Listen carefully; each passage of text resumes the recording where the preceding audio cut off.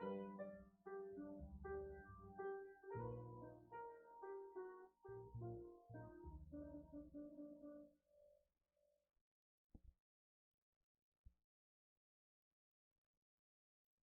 y'all, this is Babs Rolls Ivy, and you're listening to 103.5 FM WNHH.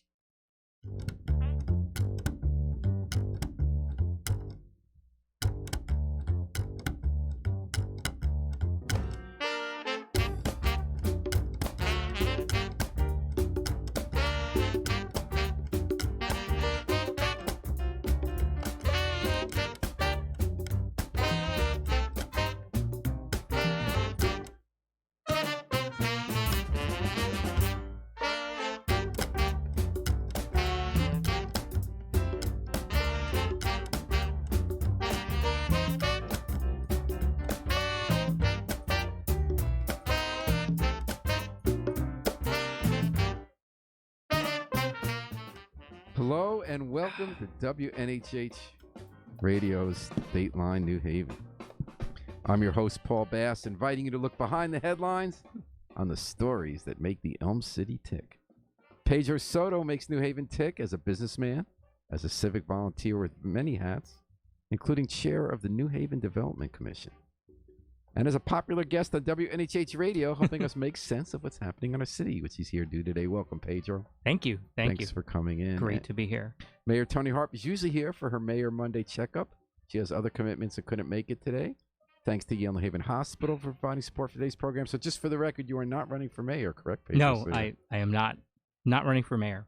All right. Ever? Yeah. A little hesitation there, Pedro. It would be fun, but I really enjoy business. And we need that in town. We don't need everyone to be the mayor who's talented. Exactly. So how you doing? Good. No, Things are good. Now, it's interesting. You're the head of the Development Commission, which doesn't have any powers, right? Do you ever have to vote on anything for something to proceed, or is it just review? We do. Land dispositions. So land disposition agreements, LDA, like when the city's selling property. Yep. And you is that when they kind of put the rules in, like you're going to put this kind of stuff here, not that, you'll pay this money over time? Yeah, that's basically, we're not the final stop, but we're a stop on that.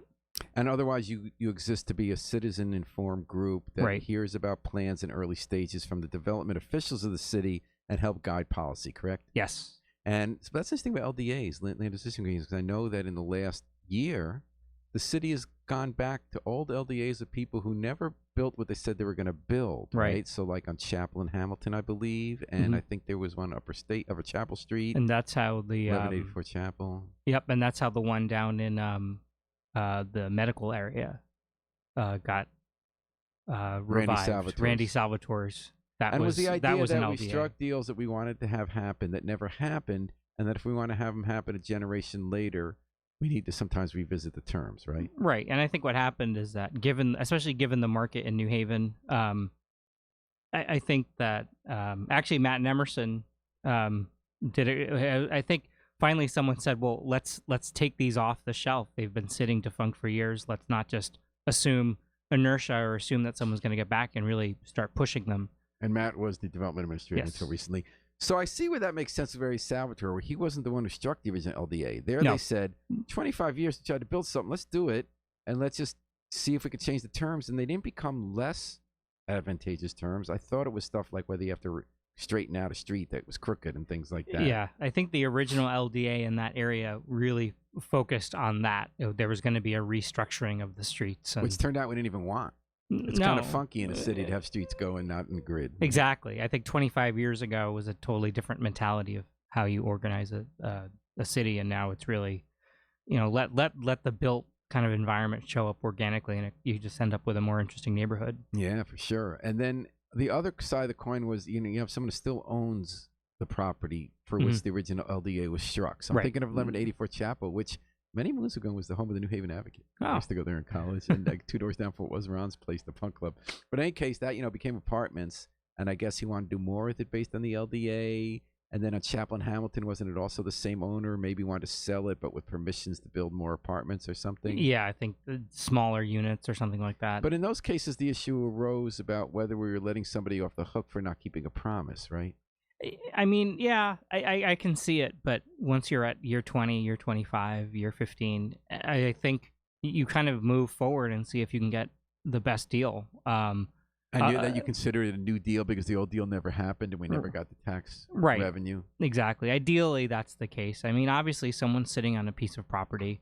If the original LDA doesn't kind of tie in some sort of future value, if they sell and do nothing, sometimes they end up, getting rewarded for land banking, which happens. That's just a factor of life. And I think that the city for future LDAs needs to not kind of let people win by doing nothing with a property. Well, my understanding was that at least in the Hamilton Street, he wasn't land banking, that he tried and couldn't get the financing perhaps, or just there was a recession. I could be wrong. No, you might be right. I think... I mean, now there's more of a market. I mean, that whole area, Hamilton, Chapelton, all those factories on the other side, I-91 or Wooster Square got cut off. We used to live right on the other side of it. And now you got on where the factory was in that Ives Place, they have housing being built, I think, as of right pretty much. And you have the stuff at the Hamilton and Chapel, which was the clock old factory. And Hamilton Chapel, though, was the old New Haven Independent office, believe it or not, an Advocate Press. And the old bike shop there, that's where the LDA was. And then a block over, the old clock factory. It's really interesting that what was created in urban renewal as a separated industrial zone, blocked off by the highway, I-91 got built, now is going to be reborn as a place where people live, and it feels kind of industrial. Yeah, it'll be interesting to see what happens with that. It will be. I mean, it's as a former inhabitant of that area, I was always a cheerleader of it, and I thought that it should. I mean, when you realize just how close it is to downtown. It's really a great area. I mean, you're closer to downtown there than you are in more areas that have been, being built it's amazing. up. I mean, Wooster Square is an amazing place to live. And it's become very desirable. You walk right downtown, you have the beautiful square. What's interesting to me, Pedro, about it is it's bringing back the full Wooster Square that got chopped up historically in urban renewal. Now, it wasn't our fault, I believe, in any way that I-91 split Wooster Square in half. I could be wrong about that.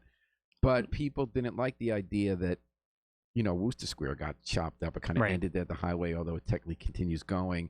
And that you did chop the neighbor in half. At the time, we believed in single-use zoning, didn't we? That you'd have an industrial area, which you don't want pollution coming right in your house. And although you have the highway, which has more pollution. And then you had this amazing residential area created on the west side of Wooster Square. But is it going to be possible to knit that back? I mean, what kind of community is it going to be with this kind of asphalt, but really kind of creative ideas of how to remake these old factories? I mean, I would say look at what's happening with Randy Salvatore's project near the hospital. Those are predominantly empty lots with a few historic reuses. And I think once that's built up, it will look like a neighborhood. I think it'll act and talk like a neighborhood. So I think there's hope. I think that, with mega blocks, which is what they made on the east side there, it's they may have to put some streets bisecting and things like that to kind of break down the massing. But I think that's interesting. I think that there's Ives Place, you got that kind of. I think they had an old street. You might be able to remake, if I'm not mistaken, between Hamilton and Chapel there. Well, and there's the St. John Street, which used to cross all the way through. Yeah. Is there up to east, and I think that there's some ability. And then you have the Mill River Crossing, which we used to know as Farnham Courts. Right. So if that ends up being a successful rebuilding the way that Quinnipiac Terrace and Monterey Place were and West Rock, that you really have the makings of, it's so interesting, Pedro, and you do this more than anybody because you're the chair of the Development Commission, so you see these plans first. Yeah. When you think about those 3 properties Salvador had that are big properties in the Hill by the medical center, when you think about these 4 properties that are block-long properties on the east side of Wooster Square between the Mill River and the I-91, we're talking about entire new neighborhoods. Yeah. We're talking about thousands of people living in a very urban space. And I mean, it's a different city. It is, and it's exciting. And as I always was mentioning this morning to my wife, my hobby horse, this is not gentrification. Because you're not displacing people. And in fact, you're building affordable housing at the clock factory. People can argue about affordable housing is, but it's not rich people. No. And someone's gonna be artists. So some of them are privileged, but I mean, most of them, it's gonna be people who probably make 30, 40, 50,000 a year or less. And the city really pushes everywhere it can for affordable housing. I really think that it's not something that they're putting a half-hearted effort in. They really do talk to developers about including that. It's just that the money it's expensive. And the developers have to make the money back. It's expensive. So exactly. We'll talk in a minute about the stuff being built on Chapel between Orange and Church. So the way they made that quote-unquote affordable was to make the apartments tiny, 450 square feet or 550 square feet, and then you can pay a 1,000 or 1,200. So that's a little bit of a trade-off there. But anyway, what we're talking about is how New Haven is looking different by the day.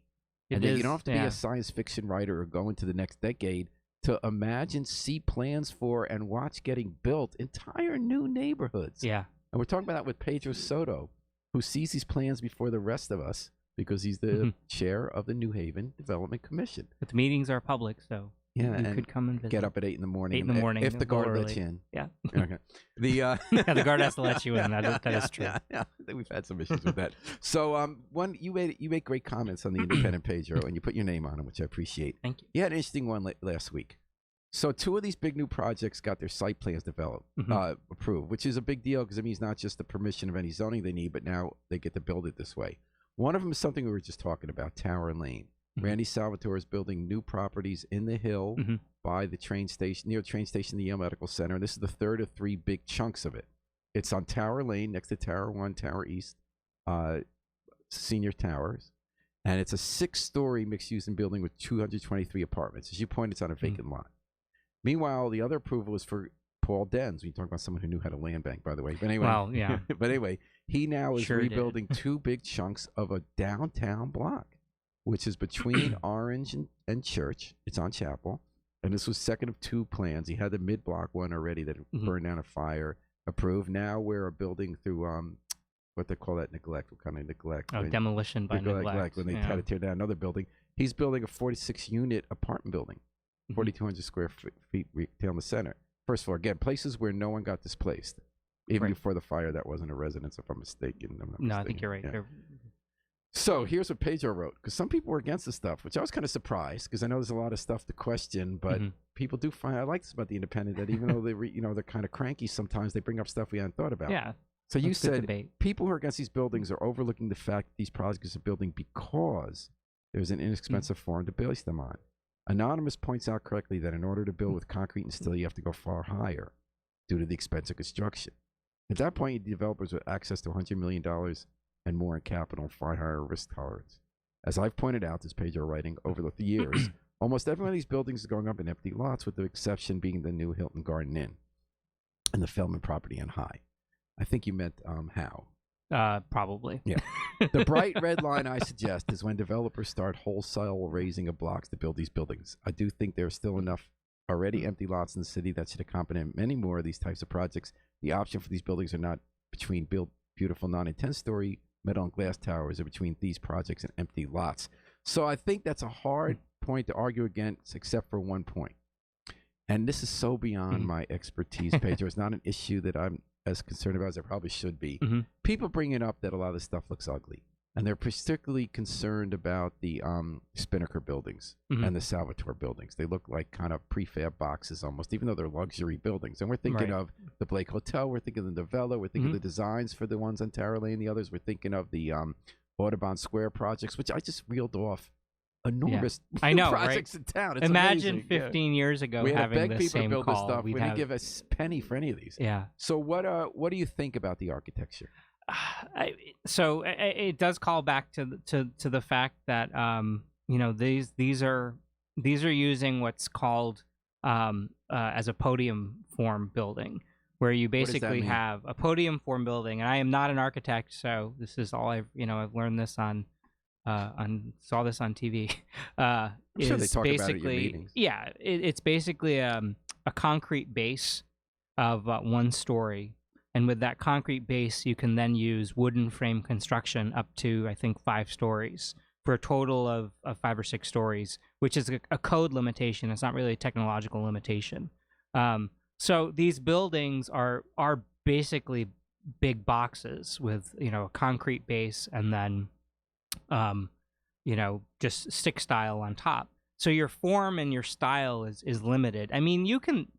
Wood's nice though. Yeah, we like brick and wood in New Haven. Right? Yeah. But I mean, it's brick veneer, and obviously the cladding can be inexpensive because you're trying to make these cheap. And there was actually a great New York Times article about this form of building, because it really is everywhere. If you travel, what's the keyword? They're called podium-style buildings.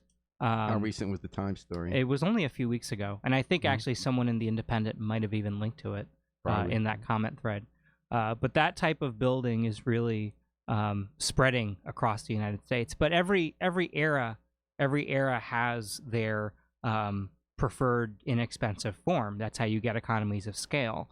You know, you take a design off the shelf, and it's easy to do because the form is already ready to go. You just have to make some minor adaptations. So, you know, if you go to Cincinnati, where I've, you know, traveled a lot, if you go to Stanford, I mean, you'll see these. Once you realize what you're looking at, you realize that these buildings are absolutely everywhere. They're in the suburbs. You know, they're just a little bit usually bigger scale. They look like those big kind of you know, developments where you've got just this open bay parking underneath with the apartments on top. At least in the cities, the first bay ends up being retail, and then above it you just have obviously your residential part. So this, you know, this stuff is everywhere. Could they look better? Yeah, I like them. I think they look kind of cool. I think that it all depends on how they decide to design it, and what they decide to put on the cladding. You know, I know people with the Randy Salvatore buildings with like the black cladding, they don't really like, but that's kind of personal preference, I guess, at that point. What's clouding? CLOUT? Cladding. Mm-hmm. So here's one of my big big bugaboos that make me sound like a Philistine or like a what they call when they don't like any changes. Curmudgeon. Yeah. So when something gets built modern, people who are a little bit, I do sympathize with them, like preservationists, like the old style. They complain that the modern looks ugly. We want the historic. But a generation goes by, and all of a sudden, the ugly modern becomes historic, and they fight to save it. Right. So everyone hates allegedly what was built in the 60s and 50s because we got all this money at the time of the New Brutalism. We tore down the Colosseum, and people hated how that changed what came before. But then they fight to preserve that because they say we don't want to tear down our history. And I do sympathize with the idea that it's often better to rehab than tear down because it costs a lot to do that. It's not good for the environment, and our history is gone. But I'm not that sympathetic to the idea that something should be preserved because it looked ugly then, but by looking ugly then as part of our history. And I think what you're saying here is that things change. Like I remember Whitney Grove went up. I'm thinking more of the townhouses on the lot rather than the main building center. And I remember a guy saying to me, he was investing in the Independent, the old print one. I said, you know, it's going to look so different, and the sun's going to be blocked, and I like those kind of small scale. They had George and Harry's restaurant. He said, you'll get used to it. And, you know, now I love how those townhouses look. Yeah. And it's urban living, and it filled in the block, and they have the courtyard in the middle, and it's 2 stories, I think, and, you know, it brings a lot of activity to the street. So I think you're saying, Pedro, if I'm not wrong, that we'll get used to this too. Yeah. And then, in fact, in 40 years or 30, the preservation will be really mad if anyone tries to tear it down. Yeah. Well, and I think for the important thing as well is, you know, don't tear down the buildings in the first place. That's really where I try to stand. I'm not a fan of kind of Disney World recreating what was once there. Celebration Florida. Celebration Florida, New Haven's right? Robert Stern got his name on that one. Well, yeah, and I think that you know, and I mean to some degree, I guess the Yale colleges really, the new ones are kind of speaking to that, right? But They're boy, probably are they nice. But they spent the money at least to do it. Real wood, you know, real Murray, that place masonry work. Yeah, so they did it right in that case. So does it not feel like Disneyland? No, because they did it so well that it's hard to tell that the buildings are brand new. I haven't been to Celebration, but I read a book about it. It does sound like Disneyland. Yeah, and kind of creepy. But yeah, I think you know, I think that obviously, you know, buildings are of their time. I love modern buildings. I love the glass. I love the concepts. We think about them differently because I'm thinking of the Temple Street Garage. I just spent 30 years or more just convinced, as everyone says, it's terrible structure. It's imposing. It looks like it's going to fall on you. It's got that terrible material. It looks dreary. And to this day, I think you can say it's amazing how retail fails on that. Yeah, first floor retail, if something stays 7 months, it's a long-termer. And I don't know. I always felt it could because there's not a lot of sensible foot traffic going through that. It doesn't make a lot of sense to walk that. And you don't feel comfortable walking it. You're not really going to a walking destination except your car. Or it's just kind of hidden under that overhang. I think it's because there's nothing past it. now when Downtown Crossing Phase 3 starts on, and Temple Street goes all the way through. So you don't think there's any design concern? So because design concern, you kind of look like you're in hell. You're going through one of the levels of purgatory to try to get into like a Japanese restaurant there or something. That's true. I guess the question is, if it's one block though, and it's just sandwiched in between everything. But here's what I want to say about it. So I always had the assumption that was part of what was so terrible. That theory that New Haven got the most money per capita to rebuild itself at the worst 7 minutes of architecture. Right. But remember when they tore down Macy's? Yes. That was next to the garage. At the time, this guy, Stephen Kobesa, who was writing architecture and art pieces for the Independent, he wrote, I've always loved that garage. It's bold, and look at it lit up at night. So when Macy's was tore down, you could see it. Yeah. And you go by at night when it was all lit up. It is kind of beautiful. Like you always kind of think, well, there's something that looks cool in an architect's design at a small scale model that's kind of fun to play with, like they're playing with Legos. Is that really what we want for our buildings? They don't always look real. But I looked at that and I said, maybe sometimes we can be what's called bold, and it's not just playing around with. It's sort of like with this Habitat for Humanity houses in poorer neighborhoods. Right, people say experimenting houses on us, and it doesn't look right, especially one in Henry. But like Tony Harper's saying, it's kind of interesting. Neighborhoods do evolve. Yeah. The way that the guy who has the who's getting the Fuel Cafe into a new coffee shop, and they wanted to hamstring them based on what some buildings looked like from 100 years ago, but not others right across the street. Right. That you do have to embrace change to some extent. Yeah, although when you're there always was change. It wasn't ever frozen in time. That's true. But when you're in a historic district, the rules do change. But they get to be arbitrary, because look at what happened on Wooster Square. He's next to some great row houses, and they didn't want to have big windows on the coffee shop. He's across the street from the Conti School, which was built generations later, which was then modern architecture with all sorts of completely different look. I'm not saying everything should be a hodgepodge, but basically they were trying to make this guy have the third straight failing coffee house because it wouldn't have big windows. Right. And it didn't even look nicer with those slits.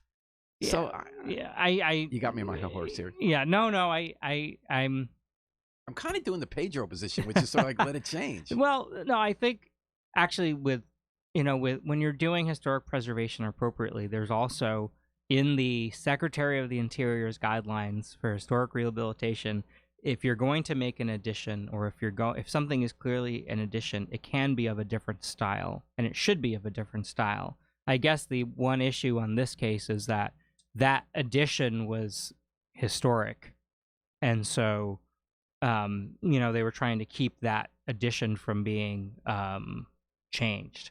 I don't know enough about it. I don't know what it looks like. It just looked like plywood, didn't it? It just looked like. I mean, I guess in some case, if they could go back and say, look, this dates from like the 70s. It was never. I know it was never originally part of the building, because obviously the other ones are there. But I don't know. I mean, my other people who are much more well versed, especially my wife, in historic preservation, I think probably have stronger arguments. Well, we know we blew it by knocking down so much in the 60s and 50s, and we knew we did it right in the 80s by Joel Schiavone and others fixing up these lovely buildings that gave it character. And I think we did the schools right when we rebuilt them. I don't know what you think about that. I think so. I mean, they did a good job. They spent a lot of money, but they did a good job. I think again, they put the additions on. They were clearly there, but they restored the original massing of the building. Given that's beyond my pay grade, I am listening to the people in the independent section who are concerned about the podium style and the cladding, which is the new word you taught me today, of the Randy Salvatore buildings. But I'm still sympathetic to what you're saying, Pedro. Let's let the stuff evolve. But there is one other big concern. So one of the prime examples of this new architecture that you're talking about is the Audubon Square project. That's at the super block created, as you mentioned, when they got rid of the little streets to have major building at Grove, Audubon, State, and Orange. Yes. And that's being built by Spinnaker. A few weeks ago, there wasn't even one of the biggest wind days, but it was windy enough that as they're building those upper floors you're talking about with the cheaper materials, it all fell. Right. And it would have killed someone. It missed by a few inches, a guard, a few feet. And there was, luckily, because there are often people walking the street, no one walking by. Yeah. The fire chief was the first one who told me about what you were just telling me. This is the big new architecture style all through the Northeast and the East Coast. And he said that they're fire traps. He said that the way the air goes up through them and with the materials of the wood, that in these designs, there's going to be a lot less time to get the fire department there. And that's actually the New York Times article does speak to that a little bit. So there are questions, I think, is what they say on the fire safety of these buildings. So yeah, I'm not. That's way outside of my league, but they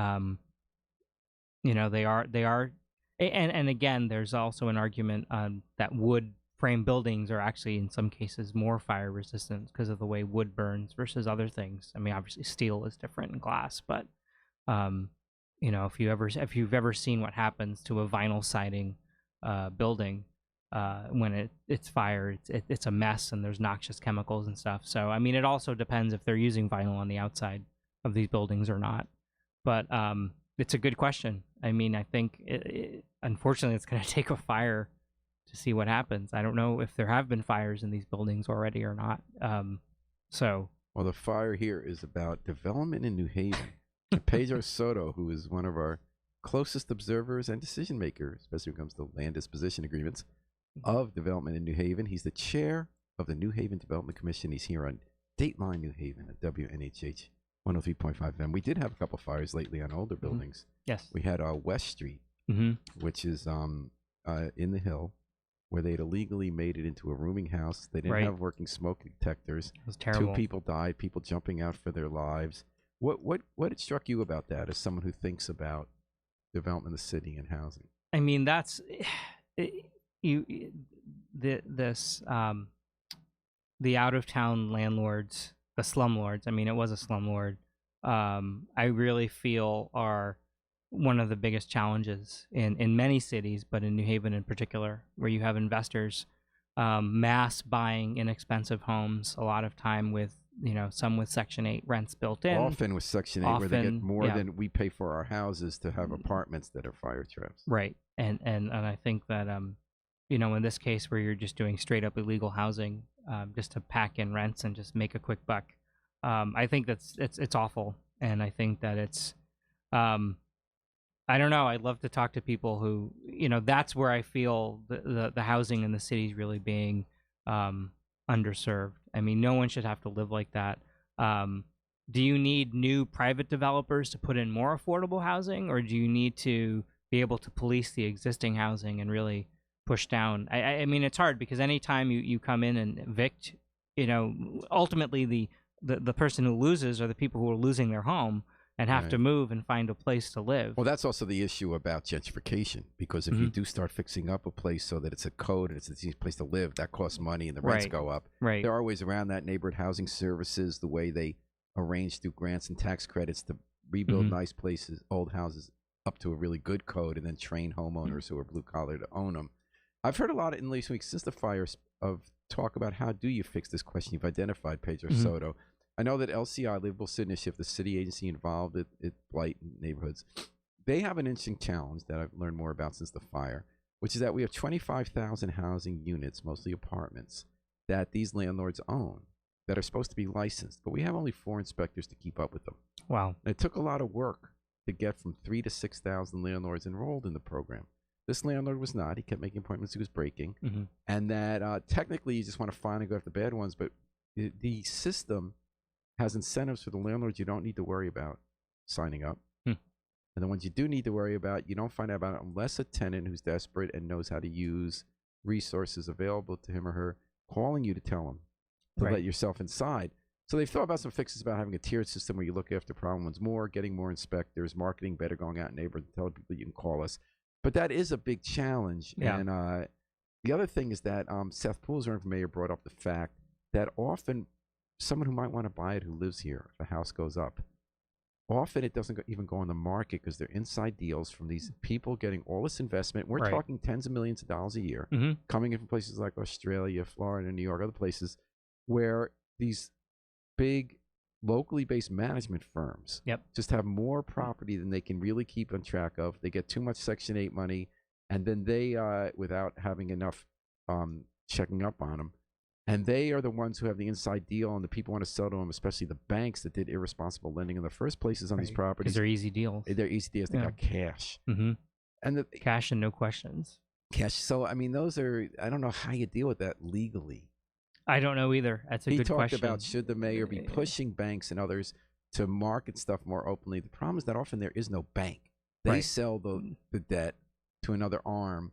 It takes weeks. I know this as a reporter. I know this by going through the LCI files. Finding a human being who will ever take responsibility or give you an answer is a quest. Yeah. And they've done it on isolated properties, but it takes forever. You get people's attention with fines. You do make money back with fines. Sometimes that makes it hard to sell a building because if the fines pile up too high, a bank might just let it sit as what we call a zombie house for years, because they don't want to pay the debt, and then the house loses value.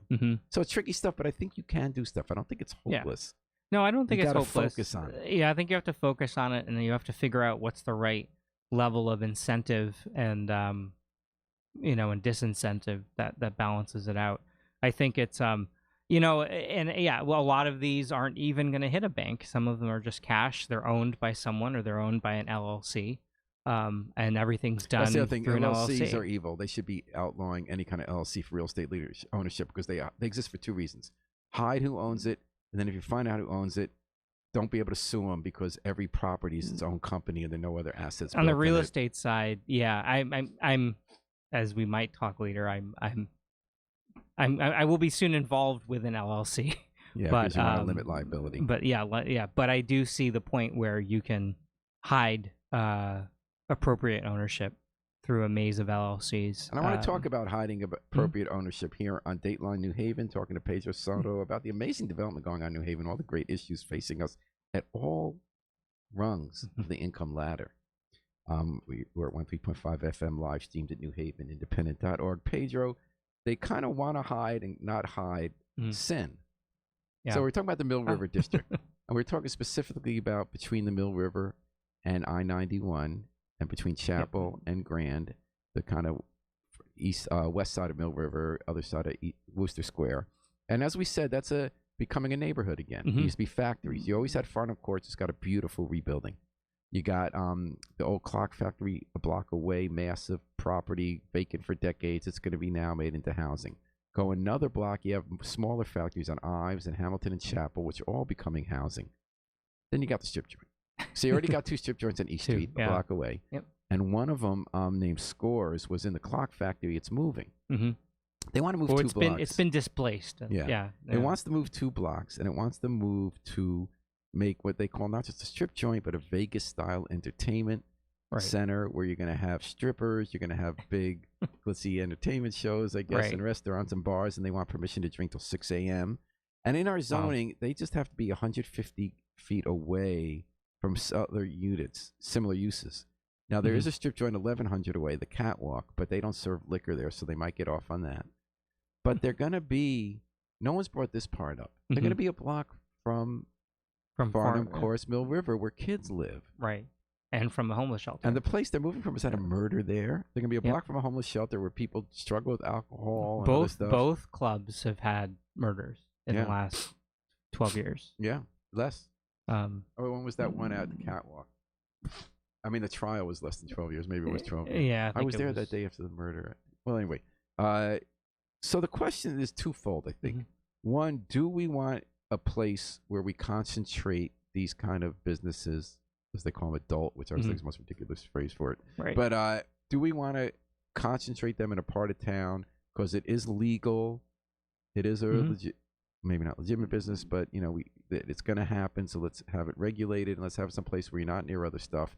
So should we be doing that? Which East Street kind of was. It kind of was, yeah. Or even if you think it is there a place like that anymore? Is it the Annex? Is it by the under the highway where all the pollution is? Is it because there aren't that many? There's nobody living really right there. But should you be putting it here? Should you be putting it right on off Grand Avenue there by the homeless shelter and these 4 new housing developments and a block from Jocelyn Square Park? And I'm not putting all of these on the same level, but it's a similar thread of conversation. Is why does New Haven itself have to be the only place that has this, right? And this is similar. Is there stuff in East Haven? Well, there might be, or West Haven. West Haven has Gindies. one right over. Yeah, Gindies. Yeah. And that's where no one lives. And that's where no one lives. Actually, I did find out someone does live across the street from Jindy's. Oh, I guess if you go back there, you're right. There's a neighborhood behind there. There's right across the street on Route 34, next to what was the Infinity dealership. There are 3 small cottages, and one of them has an elderly person living there. But you'd have to cross so much traffic going fast. I mean, it does feel like no. That's like I said, it's a little outlier, but I think. But also behind Jindy's, isn't there a neighborhood? Yeah, there is back there. So your one question is, you feel why is it in New Haven? Right. And it's usually in cities by highways. Right. So, but I mean, I think New Haven. Well, look, you could just say we're going to get out of the adult entertainment. You know, we don't want the risk in the city. We want to change these neighborhoods. Can we legally do that? I don't know. Maybe. I mean, you can change zoning, right? I mean, I don't know what you could exclude, or you could. There might be a way to do it. I wouldn't surprise. I mean, I guess my question is, if they decided to move to Orange or Madison, what would happen, right? So the same mechanism that's probably in place there could probably be in place in New Haven. I would almost ban it, or do we want to say that we're not a puritanical society, we're not going to be so judgmental, and that we just want to put it in the right place? Or do we want to say that forget all this fake anti-puritanical stuff, there's a lot of crime associated with it and exploitation of women, and that we end up paying for it in other ways? I mean, I'd probably lean toward that. You have, again, how many people have died in nightclubs in the city, and which are the ones? It's been the 2 strip clubs. And is the trafficking problem related to it? I don't know. I don't know. I have a friend who would know, and you should have her on the show because she's amazing. But who works for, is it Love 142? 146. 146. Sorry. I got 4 more. Yeah. So bottom line, what would you do about this Vegas place? I would try to restrict it. I would try to just not have it in a neighborhood which is changing, and which in 10 years will have a lot of housing, I think, and it will be a new neighborhood. All right. Pedro, Soto, what about opportunity zones?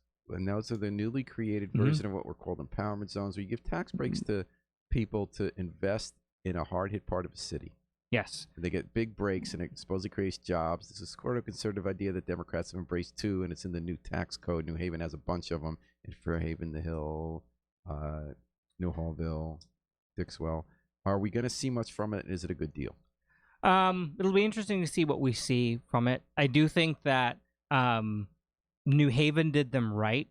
If you look, and there was a Times article on this as well, and other places, a lot of the larger cities basically put their opportunity zones in places with the most expensive real estate in the country. Right, I read that article, the edges, like where Amazon's going in Queens. Yeah. So, New Haven did not do that, even though it probably could have figured out a way to do it. What would be an example of where we did empowerment zone?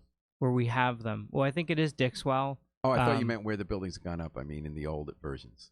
No, well, this is in the opportunity zones that are coming in the, the other cities that did these were very opportunistic. And I think New Haven tried to actually put them in places where development being spurred would be a good thing. They're a weird mechanism. They're basically a tax shelter for people to defer gains and write off gains.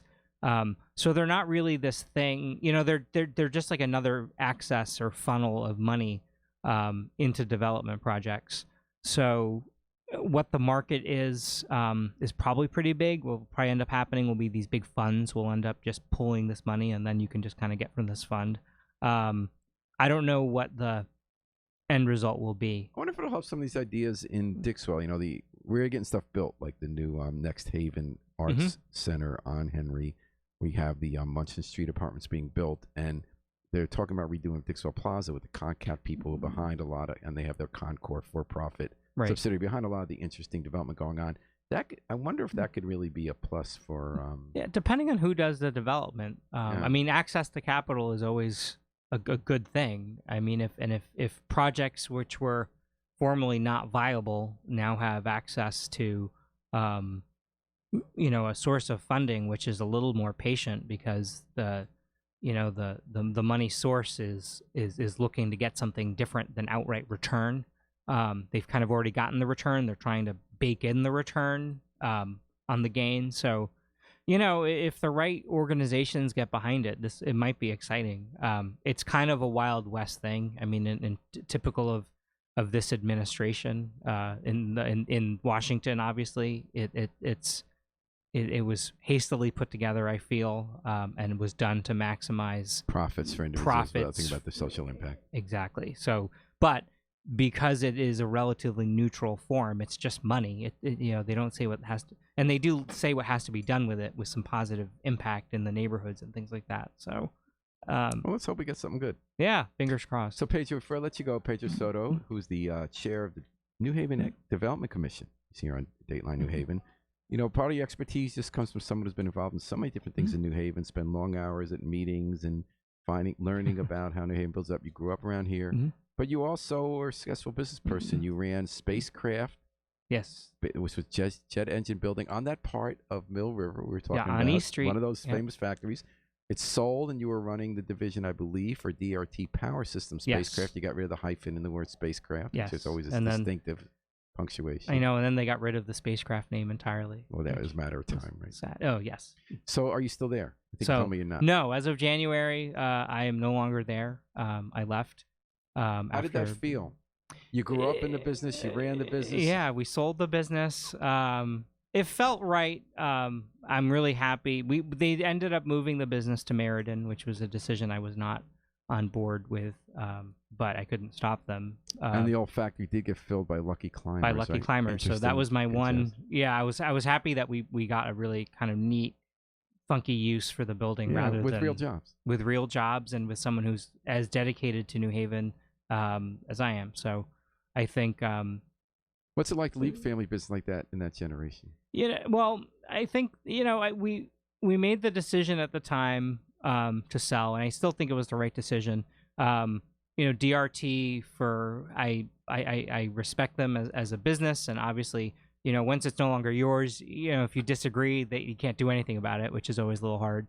But then there's downside of family business. You disagree, you fight about that over Thanksgiving. Exactly. But on the other hand, everyone got moved to a beautiful building. The DRT is investing in what was Spacecraft for the Future. Everyone has jobs. They didn't do any layoffs or anything. In fact, they're hiring like gangbusters. So I think everyone ended up in a great position, and the company's going to go on probably longer than we could have handled it. So I think. And what are you up to now, Pedro? So I'm working on getting back into being a small businessman, and I'm looking pretty close to closing an acquisition for a precision manufacturing company. Oh, so you're going to get back in precision manufacturing. Yep. And that means when you make parts for machines that have to be very detailed. Tolerance. Yep. High tolerance means yeah. So this won't be making speed and pressure. This won't be making the parts and selling the parts directly. We'll be one step back, doing a particular service called grinding and lapping. Does that mean making the parts that make the parts? It means that the part's going to come in and it's almost done, but the top has to be within a millionth of an inch. Ooh. So it sounds like government contracting to me. No, it's not government. It's the people. So the spacecrafts of the world would have used this company to do that particular service. How did you get involved in that? I just was talking, had lunch with someone, actually the person who helped sell Spacecraft, and he mentioned that this business was there, and I said, well, that sounds interesting, like I would like to be in, and I think I'm ready to get back into running something, to building something again. Even so it's though, exciting. weren't you, if I could have this wrong, you were kind of a humanities guy when you were growing up, right? Yeah, I was a poli-sci major. Poli-sci, okay. But yeah, I love it. I love this business. I love manufacturing. Bullish on manufacturing for the future of the state, both for the people and for the state itself. So it'll be fun to get back in and run things again. So we can build stuff in America. Exactly. We sure can. And we need people. Not just robots? Not just robots, or robots and people. It'll be pretty exciting. That's great. I love your optimism, Pedro. Thank you. I really do, because it's smart optimism. Thanks. You know what's going on, and you see the opportunities. Thanks. So, Pedro, it's great to have you on Dateline New Haven. As always, I love being here. Thank you. Time. You're always welcome here. Thanks, everyone, for listening. Thanks to the Miracle Man behind the controls. That's WNHA Station Manager Harry Droz. And thanks to Yale New Haven Hospital for providing support for today's program. We're going to take it out with the Afro-Semitic Experience. performing I Wish I Knew How It Would Feel to Be Free from the group CD A Plea for Peace. This is Paul Bass inviting you to fly free with us all day and all night at WNHH, New Haven's home for community radio.